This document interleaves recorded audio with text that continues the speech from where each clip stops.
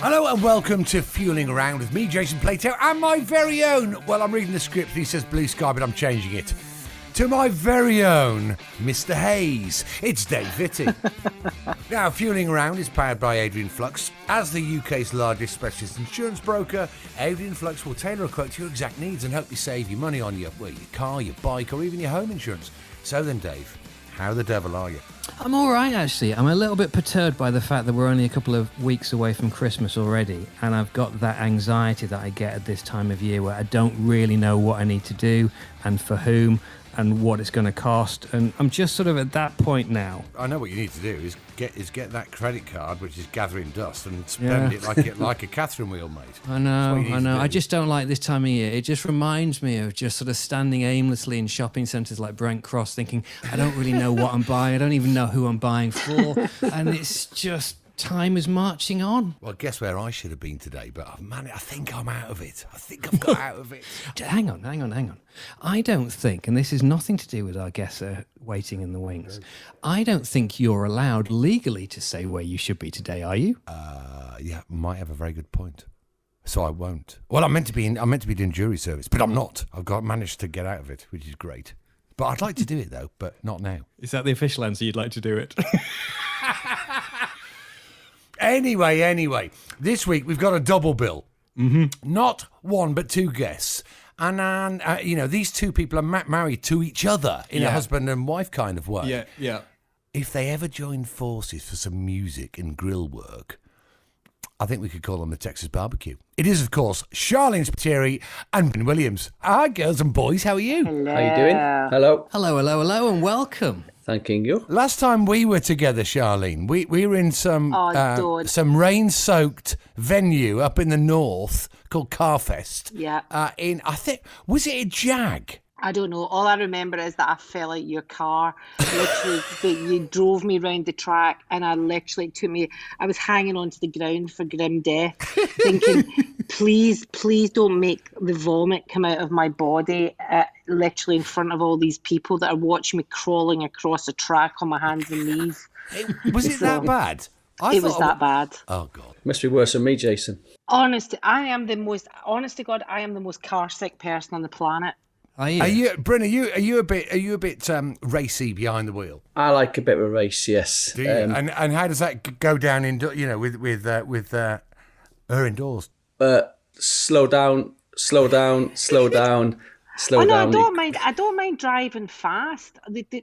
Bryn's a brilliant driver, so I never he knows it's when it gets windy. That's when if I'm driving, I will drive fast. I don't have a problem with speed. But it's not that I'm scared. It's just that I'm really badly motion sick. I would have thought, though, Bryn, obviously, with your heritage coming from North Wales, the twisty stuff is what you're all about, isn't it? I would imagine you come from a rallying background like most people in that part of the world. Yes. Road rallies, Cumbrian rally, RAC rally. Yes, all day long. Love it. Well, do you know what? Hey, I was up at Anglesey last week, and I decided I looked at when you look at, it was like 5 o'clock at night when I was about to go back home down south, and I looked at the map and I went, oh God, that M6 looks hideous.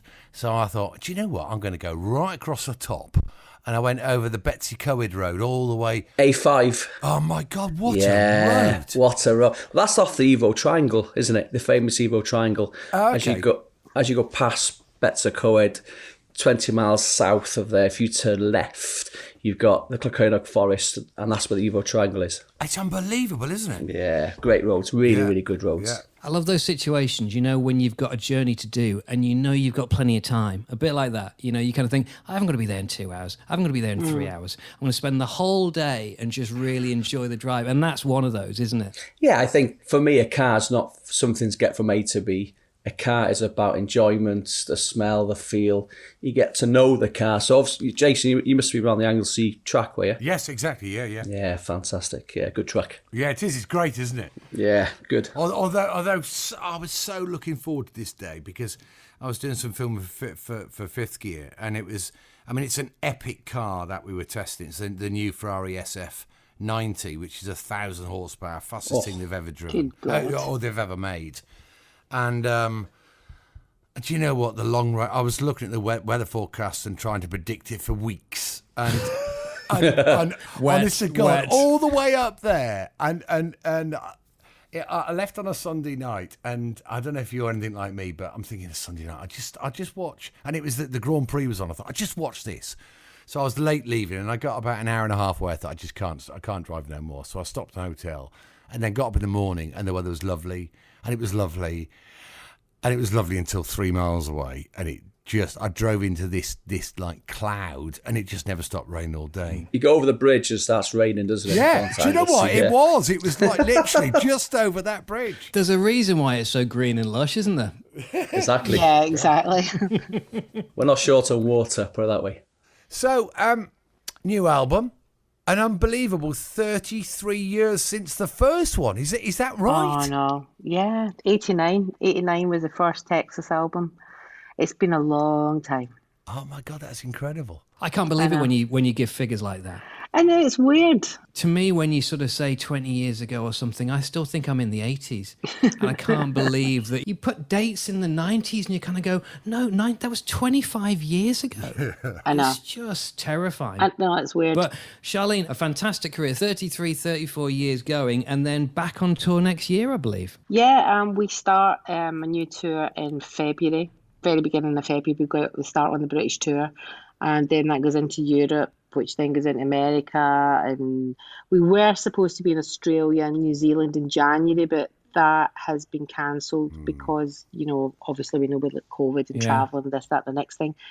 So I don't know if that'll get tagged onto the back or what, but yeah, I'm really looking forward to getting back out on the road. And is it true that the first gig of this tour is at the same venue that you played your very first gig back in '88? Is that right? Dundee. Oh my God. Dundee University. So we're playing Dundee University, which was the first gig that we ever played. We played the bar, not even like the main venue. In Dundee University. Are you in the main venue now? I bloody hope so. Can you imagine? Oh, you're back in the bar. Get in the bar. I don't even think you get the band on the bar. Do you know what I mean? It's like, our equipment's got so much bigger. It's just, it was. I remember just hanging onto my guitar for Grim Death and thinking, oh my God, I don't know what to say to anybody. Oh, it was terrifying. And now you just can't get me off the stage. You kind of shut me up. And have you been back there since? To that venue? We've played that. We've not played. We've played the university again quite a few times, but not the bar. Right. But we literally went from playing the bar that on the first gig to playing Edinburgh Playhouse. Wow. 2 days later, opening up for Fleetwood Mac because the band that were supposed to be opening up for them got Top of the Pops. And back in the day, you used to find out if you get Top of the Pops on a Tuesday. Yeah. And then suddenly everybody would drop everything. So it was literally the support band got Top of the Pops, and we stood in for the support band and opened up for Fleetwood Mac.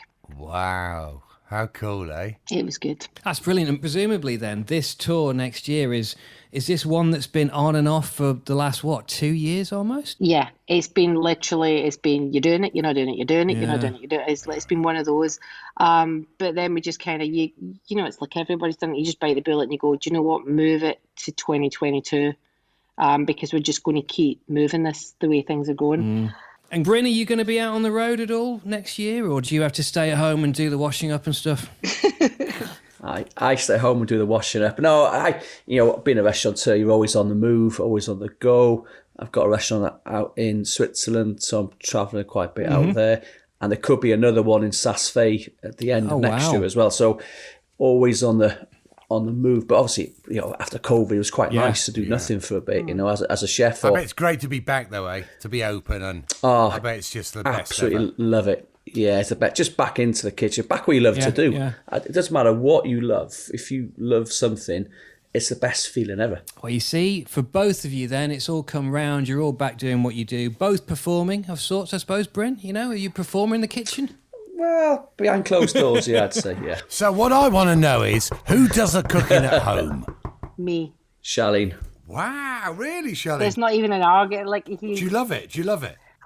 It's more, I actually really do love cooking. And, it's funny because you're saying about like what we both do, but it's unbelievable because I remember when Bryn and I first got together how similar being a chef was to being, a musician. You do all your prep in the morning, so that's we don't do the morning, but we do the prep, which is the sound check and everything. And then there's a bit of a gap, and then off you go. It's like they go into service and we go into the show. And then you're buzzing at the end of the night when you come off. And I was like, wow. And the hours are really similar, apart from we don't do the early morning. But I was so shocked at how similar it was. And but I love cooking. I've always loved cooking. I've grown up with a family that everybody cooks. And, I don't cook like Bryn, obviously, but... I wouldn't expect him to sing like me. So it's a bit... Well, do you know what? I think your cooking might be nearer to his quality than his singing is to yours. I'm just putting it out there. There's a way of falling out. I wouldn't disagree with that, Jason. I would not disagree with that. There was a thing that made me laugh, and I can't remember. It was a few months ago when I saw it, and it was Saturday Kitchen, Jason, and you'll love this, right? Yeah. So Charlene's on there, and obviously they're talking about Sharleen being married to Bryn, who's one of the finest chefs in the United Kingdom and a proud Welshman, and they're doing food heaven and food hell, right? Yeah. You know where I'm going with this, don't you? I know where you're going. So they asked Sharleen, of all the things, what's the one thing that she can't stomach? What's the one thing that would be her food hell? Again, remember, proud Welsh chef, right? The one thing? Go on. Lamb. Oh, no! Lamb. Oh, I hate it. It's bloody awful. Oh, I don't like it. How is that, Bryn, when you take your new wife home to meet the family and lamb is off the menu? I know, it's a strange one.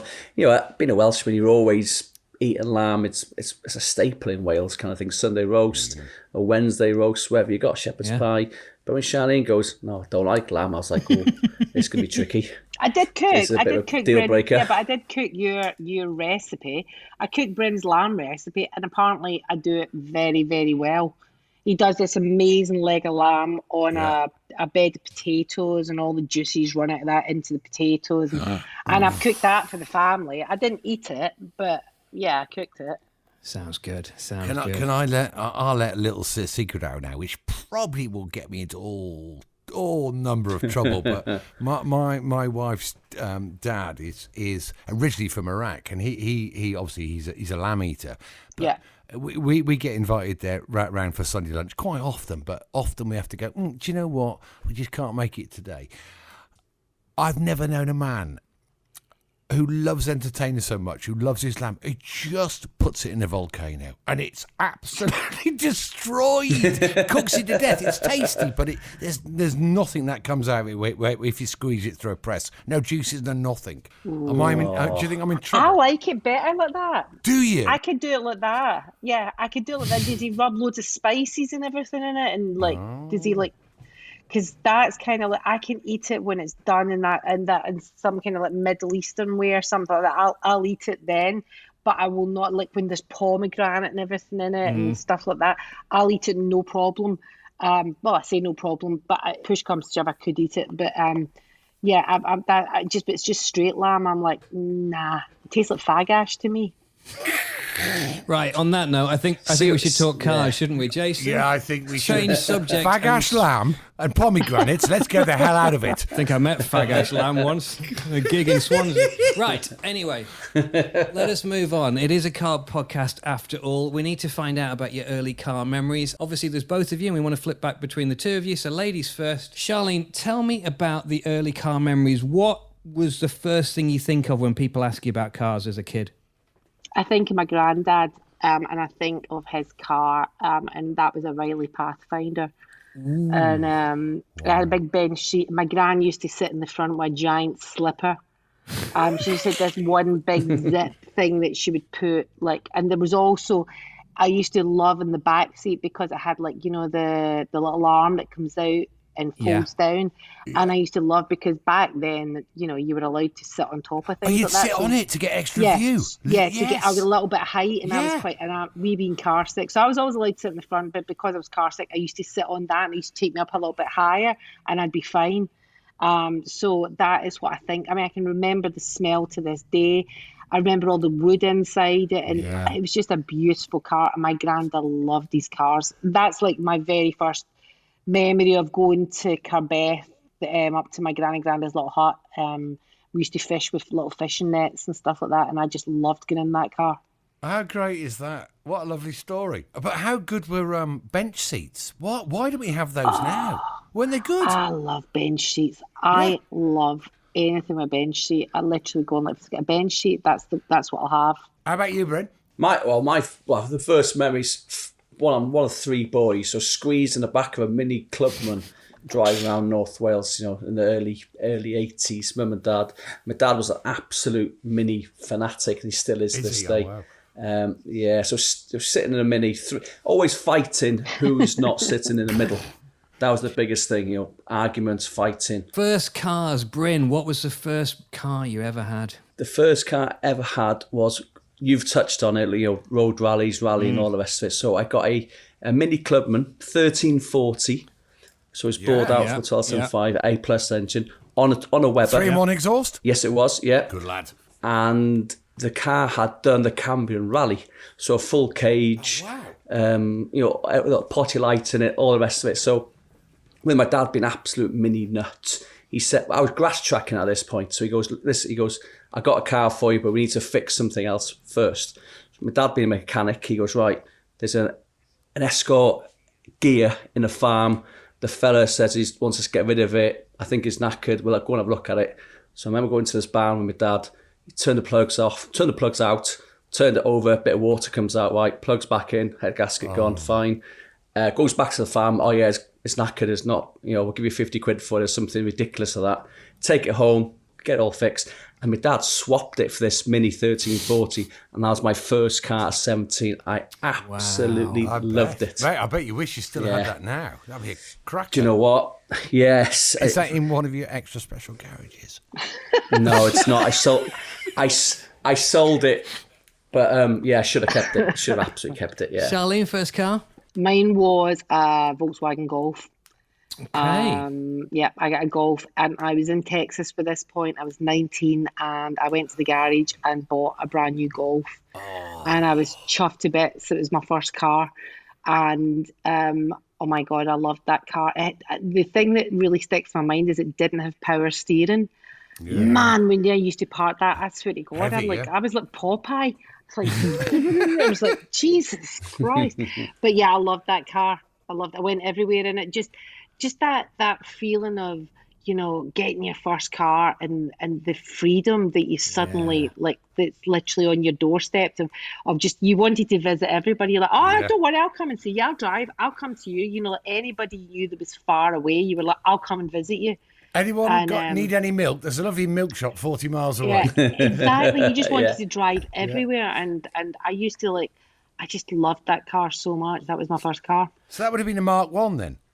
Yeah. Yeah, just the best. We've said this a lot, actually. It's about the fact that it is just that sense of freedom, isn't it? You learn to drive, and you're always driving with somebody, a family member teaching you or an instructor teaching. There's always somebody sat on the left of you. And then when you finally get your license and you look to your left and there's no one there, and you just think, wow, do you know what? I'm just going to go off on my own, and I make all my own mistakes, and that's when you learn to drive. And as you say, Sharleen, it's just such a wonderful, wonderful feeling of freedom. Oh, it's amazing. I mean, I was desperate to drive. I remember as a kid just being because I grew up in Loch Lomond, and there was loads of boy racers and everything, all the guys that we went to school with and everything. I mean, we used to do stupid stuff, like get in our friends' mum and dad's car when they were away for a weekend and stuff, and drive it up and down the drive as you did when you were young. But, my first car, but it's funny because our daughter, Misty, she's the complete opposite, because growing up in London, she's never had any need for a car. No. Yeah. And it's a really strange thing, but suddenly she's just got a boyfriend and he lives an hour away. So she's like, Bryn, can you teach me to drive? So now she wants to learn to drive at 19. Yeah, but when you live in the countryside, you either get the bus or you drive. So you pass your driving test as soon as possible. Yeah. So what came after the Mini, Bryn? The crank went on the Mini, and I was into a few more girls than cars at this point. So do I get the car fixed or get something else? And I got a Nova SLI. Oh, nice. Man. So yeah, it was nice bit of good radio in it, bit of a the sound system. That was quite And did cool you do as the well. parcel shelf and put some big bangers in the back parcel shelf? Yes, so it was a MDF parcel shelf. Yeah, yes. Cut it out. Yeah, definitely. Yeah. They were the good days, man. They were really good days. How about you, Sharleen? What did you go on to after the Golf? I went on to a BMW 3 Series. Colour? It was midnight blue. Oh, that sounds exotic. And you know what? At first I thought, my mum loved it. I think my mum loved that car more than I loved that car, because its back end used to literally the slightest bit of sleet or anything, especially in Glasgow, because I was still living in Glasgow at this point. Its arse end used to just be floating. They're not good in the snow beamers, are they? No, it literally the slightest bit of snow, and honest to God, the back end was just all over the shot. And the roads are bad enough without in Glasgow without a bit of snow on top of them. So yeah, that was my next car. But at that point, I was literally mostly touring. I was I was gone for a long time. So my mum actually did more driving of that car than I ever did of that car. So that was the car that she loved. So your mum's obviously a bit of a low-key drifter, then, I would imagine. Oh, she loves it. She loves a my bit mum, of drifting. She always wanted a Spider. That was her ultimate car. Was if she was I just love a Spider. She always wanted a Spider, so that was her. But no, so that literally I went from the BMW and after that, because I wasn't into that float thing, and that was then when I had my first love with 4x4s, because then I went on to a Defender. Proper brilliant. one. Yeah, proper Defender and a short wheelbase. And is this living in London or where were you? No, I was still in Scotland at that point. Okay. Great bits of kit. So what followed the Defender then, if you then got into the 4x4s? Well, what happened was my manager, Rab, had always driven G-Wagons. So I had I'd never really knew G-Wagons, but when we first met in 1986, he had a G-Wagon, G-Wagon then, and I was always and I always really liked it, and I thought, that's a nice car. So when I got pregnant, I then went, because of the suspension on the Defender, I moved from the Defender onto a G-Wagon, and then that was where my love affair with G-Wagons started. Weirdly, Sharleen, whenever I think of the G-Wagon, they're normally always in black, in my experience. And whenever I think of it, I genuinely think of you. And I don't know whether you know this story. When I used to work at Radio 1, I used to have a parking space below Broadcasting House. Oh, what did I do? And I finish the show, and I go and get the car, and I'd be driving home, going home for a little kip in the afternoon. So you came out of this little side street in central London, and you've got these two lanes of traffic slowly coming down towards Regent Street, right, Jason? Mm-hmm. Yeah, I know where you are. So the idea is you've got to sort of edge your way out. And it's one of those things where, you try and sort of get the person there to sort of go forward a little bit, get that one to go back a little bit, and just edge your way through. And I'm halfway through these two lanes of stationary traffic. Literally, there's this and I turn round as if to kind of say, who's that? No way. And it's Sharleen there giving me the V's like this. Fucking In no. this massive, great G-Wagon. That sounds a bit right for me. She hasn't changed a bit. She hasn't changed. Bryn's always lets me, you're going to get punched one of these days. And I'm like, shut up. Whatever.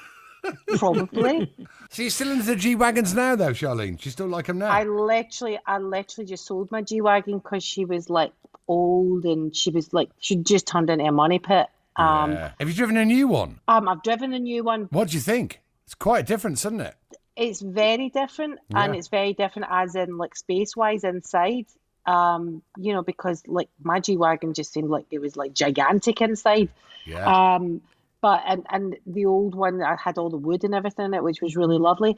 But I've got a love-hate relationship because there's a lot of tossers now driving G-Wagons, and I'll be honest. Hold on. What?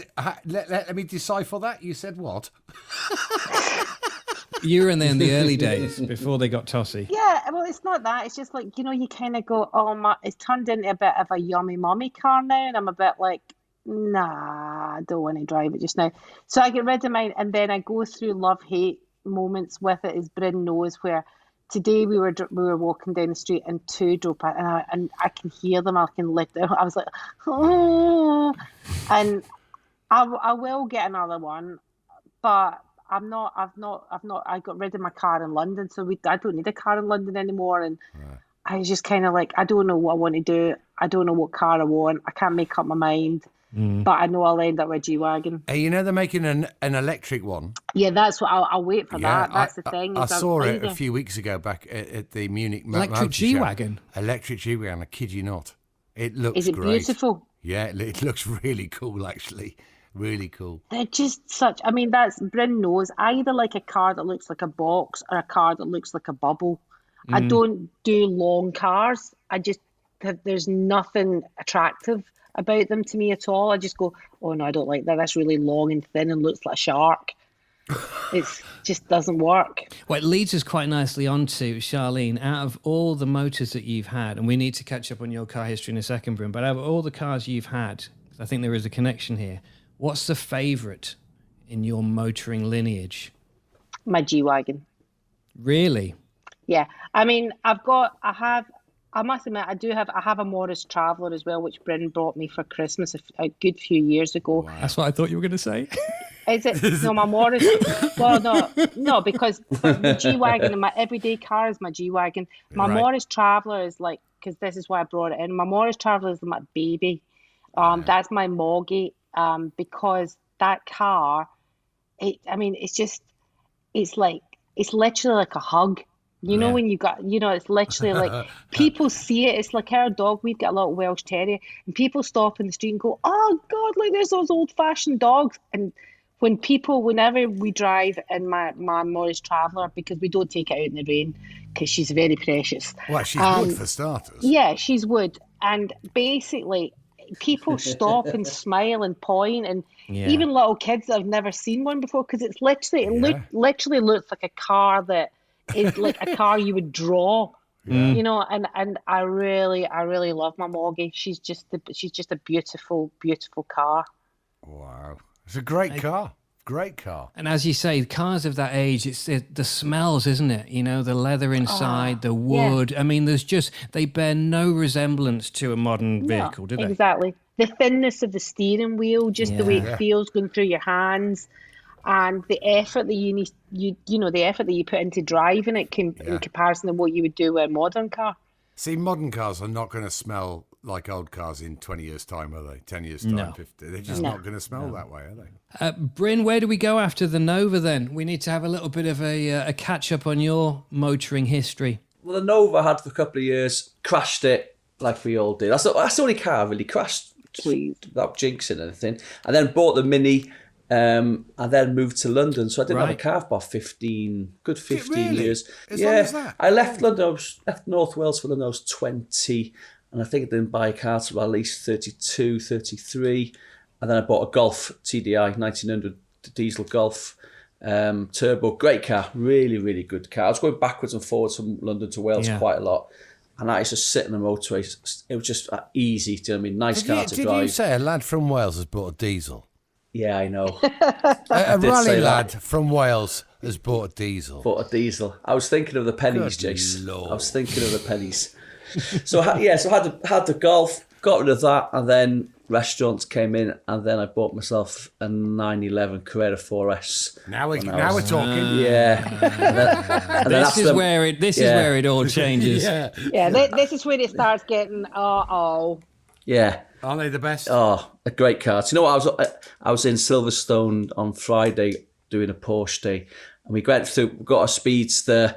We got a new Taycan electric, all the rest of it. And I got into a GT4, which I never driven one before. Yeah. Oh my God. It's a proper thing, isn't it? I drove the best all day in a GT4 because it's mid-engine, it's not stuck out the back. Yeah. But beautiful car to drive, so I just ordered one. Yeah. Oh, have you? Good lad. Wow. He was unbelievable. He phoned up and I said, "Oh, how was your day?" And he went like this. And I went, "You've bought another car, haven't you?" And he went like this. I swear to God, that was the comment. I went, "You've bought another car." He went, I might have done. And I went, "You've bought another car." And he went, "Yep." Well, I'll put my name down for one because they don't do a lot, do they? I like that. I like that. Yeah. You just pulled it back slightly. Yeah. Oh, he's such a liar. Yeah. So 911 as I've never been a daily runner, but a 911, and my daily run is a Fiat Abarth 595 Competizione, 180 brake horse. Yeah, lovely car to drive. Loads of fun. Loads of fun. Hey, tell me, what do you think of the Taycan? amazing, absolutely incredible. To get from 0 to 60 in 4 seconds and back down in 3 in a lump of that car, unbelievable. But we're going back to old cars and the smell. The old cars, you smell petrol. You can smell the car. In this electric car, more expensive, more powerful, faster. I had no real connection to it like I did the GT4. GT4, flat 6, 4 litre, 420 brake horse, PDK box. Yeah, lovely. So electrics are good, but it doesn't do anything for me. I don't get out of it smiling. Yeah, I know what you mean. And that's what I want a car to do. Yeah, everyone says the same thing. And I think we're all in the same boat in as much as we can feel that in the next 10 years, electric cars are going to be everywhere, and it's almost going to be sort of socially unacceptable, I think, to drive anything different. But we're all clinging on for grim death to actually some big petrol-powered lump. That's not going to stop us buying V8s or get one out of the garage. The secret garage. Yeah, secret garage. We'll go and keep them in Bryn's secret garage. Yeah. I'm going to add to Bryn's secret garage. I've decided, because I just discovered a car that I never knew existed, and I was like, oh my God. And I literally have been surfing the internet, just looking for them, going, oh, can I find a right-hand drive? So the car that I'm looking for is I want to get one of those old Scouts. Have you seen the Scout? Ah, yes, yeah. I really like it. Yeah, is that the military thing? Yeah, it's like, yes, I know what you mean. It's absolutely gorgeous. And I was like, oh my God, it's like literally there's nothing in it. It's literally like a box with a steering wheel and gears. And I went, oh, I'm into that. That is right up my street. Not getting my garage. Oh. Bryn's going to buy me a mini moke. That's what he says he's going to get me. Is that what you want? Yeah, I want a mini moke. Moving swiftly on. Bryn, if this is something that we ask a lot of people, what's your 2-car fantasy garage then? There's no price limit, but you're only allowed 2 vehicles. And bear in mind, well, they've got to do everything that you need in life. Do you know what I mean? Do you know what I'd really love? I was just talking about GT4, a GT3 Tourer. I think Porsche 911 GT3 How weird Tourer. is that? I was looking at one today that cropped up on the internet on one of these auction sites, and there's one on there in a special colour. I think they call it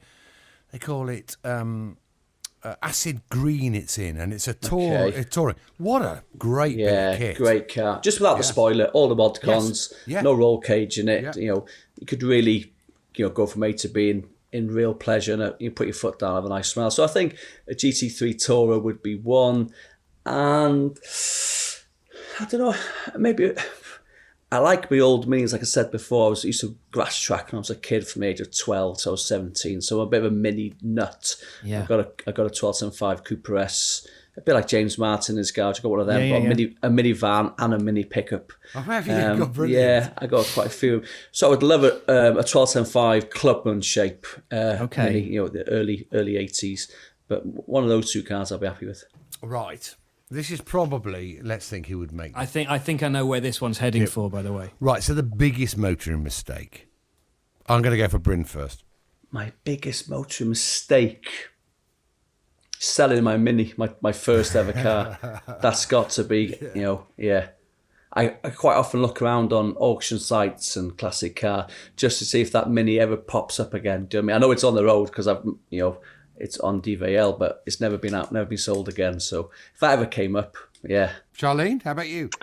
Mine was on tour in 1989 and agreeing on a sale on a price which was literally buttons on one of the old James Dean Porsches. Oh my God. And we were trying to find a shipping company to ship it back to the UK for me. And we just went round and round and round in circles, and eventually I just went, oh God, this is too much hassle, and just let it go. Yeah. No. I still go, when I think about it now, that's my motoring. That was big. Was that a genuine James Dean car? Yeah. Oh my God. Yeah. I was gutted. Anyway, that was it. Silver. It was literally stripped. It was just down to the whole, it's just like no paint. I was just right down to like the mess. It was absolutely stunning. That was a big mistake. You know that when you just like, it was just, we were traveling, we were in America doing, it was like we were in LA for about a week, and it was taking, it was turning into a nightmare trying to find someone to ship it. And then it just get too much hassle, and I went, oh, whatever. Yeah, you got to. I still shake my head, just going. I'm literally gazing out a window as I'm shaking my head here, telling you that. I'm going, oh God, why did I do that? Anyway, I've got a fantastic therapist on motor mistakes because I've done loads. I'll pass his details on to you. Well, listen, I'll cheer us all up at the end with this question then, and I think, Sharleen, this has got to be for you. We ask everybody, music and cars we think go well together. So we need your fantasy drive, please. Where are you? Where are you going? What are you listening to? Most importantly, what are you driving? Okay. I am driving. I'm driving in America. I'm doing the run from LA to San Francisco, right along the coast. Yeah.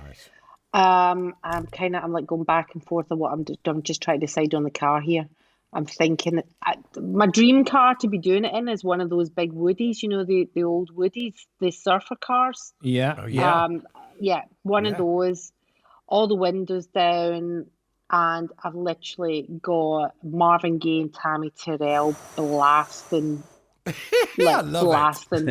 just back to back Marvin and Tammy, and just I'm not driving dead fast. No, the wind chilling. blowing, the air's really warm. You can feel when you breathe in how warm the air is, and you just get the sea breeze coming off along the coast. And I've got a big picnic in the back of the Woody that I can open up and sit on it with the double doors just open up and keep stopping all the way along. That's my dream. Yes, please. That sounds amazing. Sounds perfect. Doesn't it? A picnic made by Bryn. How about that? Yeah, he's go. in the car as well. He's right beside me. None of that dirty lamb, though, eh? He's in No there lamb, making please. butties. Yeah. Travelling chef. Come on, Bryn, over to you, mate. Where, when, what, and what you listening to? Been a massive foodie, French food in particular. So Paris to Bordeaux. I think there's some down to a vineyard in Bordeaux. AC Cobra. I think, I don't think I'd like to own one on a daily basis, but an AC Cobra. How many underpants you taking with you? Like spares? Every single A one, I bag full. think. Yeah, definitely. And maybe, when you first get a car, it's all about music. So Oasis, Stone Roses, just, one of those albums just playing back to back all the way down. So yeah, AC Cobra and the Stone Roses or the Oasis albums. Yeah. Wicked. There was me thinking that I thought he was going to say with my wife singing beautifully in my ear with her dulcet tones. Well, No. Me too, to be honest, Charlie. I definitely feel some sort of, not a domestic, but definitely a discussion. Yeah. Jason, you know the way that at the beginning of this podcast, it felt a little bit like it might kick off at any minute and we needed to kind of get into it. Like, I almost feel like we now need to get out of it. Ding dong, ding dong. Right, that's it for this week's Fueling Around, powered by Adrian Flux. As the UK's largest specialist insurance broker, Adrian Flux will tailor a quote to your exact needs and help save you money on your car, your bike, or even your home insurance. Thanks, Dave, as always, but a huge thanks to our very special guest this week, the one and only Sharleen Spiteri, and the chef extraordinaire, Bryn Williams. Thank you. Thank you, guys. Superb. Thank you. Thank you both. Brilliant to have you on. Don't forget, you can get in touch with us on Twitter at Jason Plato or at David Vitti. And if you like what you heard, feel free to give us a 5-star rating, press the subscribe button, and share the podcast on all your socials. Right, that's it, folks. We're getting out of here because there's a scrap coming. See you next week. Bye-bye.